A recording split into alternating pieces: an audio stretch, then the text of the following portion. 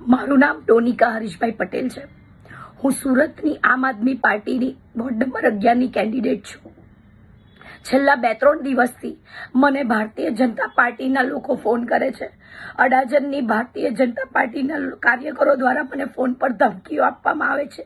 મારી મમ્મીને ફોન કરે છે। તેઓ મારી મમ્મીને ધમકાવે છે કે તમારી છોકરીને કેવો પ્રચારમાં બહાર નહીં નીકળે। મને ફોન કરીને તેઓ જણાવે છે કે તું પ્રચારમાં તે બહાર નહીં નીકળતી, નહીં તો તને ઉચકી લેશું, તારા AI વિડીયો બનાવીને અમે વાયરલ કરશું।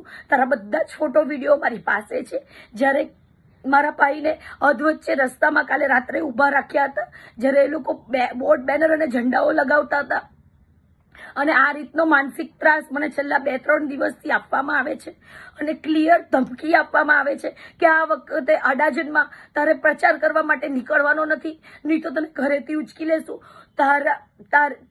તારા પરિવારજનોને પણ એટલું જ હેરાન કરશું। મને આવી રીતની ધમકીઓ આપવા માંડી છે। એક તરફ મંચ પર મહિલા સશક્તિકરણની વાતો થાય છે અને બીજી વાર મહિલાઓ સાથેનું આવું વર્તન થાય છે। 2 દિવસ પહેલાની વાત છે, અડાજણ ગોરાટમાં હનુમાન મંદિર પાસે ભાજપના કાર્યકર્તાઓએ જે સ્ત્રીઓ સાથેનું વર્તન કર્યું છે તે તો તમારી આંખની સામે જ છે। અને આવી રીતે હવે ઉમેદવારો સાથે પણ, મહિલા ઉમેદવાર સાથે પણ આ લોકો આ રીતનું વર્તન કરીને ડરાવે અને ધમકાવે છે, પણ હું ડરવાની નથી। હું આ એટલી જ હિંમતે હું એમને ફાઇટ આપીશ। મારું તમને એટલું જ કહેવું છે કે સમગ્ર ગુજરાતની મહિલાઓને કહેવું છે કે જે લોકો એમ કહેતા હતા કે કોંગ્રેસના રાજમાં રાતના 12 વાગે છોકરીઓ બહાર નથી નીકળી શકતી, અરે તમારા રાજમાં તો અમે દિન દહાડે બહાર નથી નીકળી શકતા। તમારા રાજમાં તો CCTV કેમેરા જોઈ લો, તમે કેવા ધક્કાઓ મારો છો, છોકરીઓના કપડાં પાડો છો, ગંદી ગાળ બોલો છો, આ રીતનું કૃત્ય કરો છો, મહિલા સશક્તિકરણની વાત કરો છો તમે। ભાજપના લોકો લુખ્ખાઓ છે, ગુંડાઓ છે, ગુંડાઓની પાર્ટી છે, જે લોકો મહિલાઓની કોઈ ઇજ્જત નથી કરતા, કોઈ સન્માન નથી કરતા। એનાથી પણ વધારે ગુનેગાર ભાજપની મહિલાઓ છે, જે આ રીતનું કૃત્ય એક મહિલા સાથે થાય છે તે જોયા કરે છે।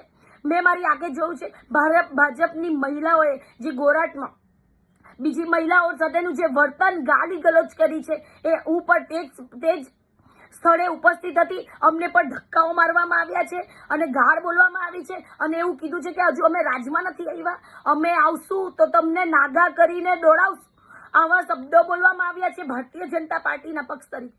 મારું અડાજણની મહિલાઓને અને અડાજણના લોકોને એટલું જ કહેવું છે કે આ લોકોને હવે હકાલી કરો, આ લોકોની જરૂર નથી। આ લોકોના રાજમાં આવા દિવસો જોવા મળે છે કે દિન દહાડે લોકોની ગલીઓમાં ઘૂસીને લોકોની છોકરીઓને ફોન કરીને ગંદી ગંદા મેસેજ, ગાળ અને ફોટો વિડીયો બનાવવાની ધમકી આપે છે।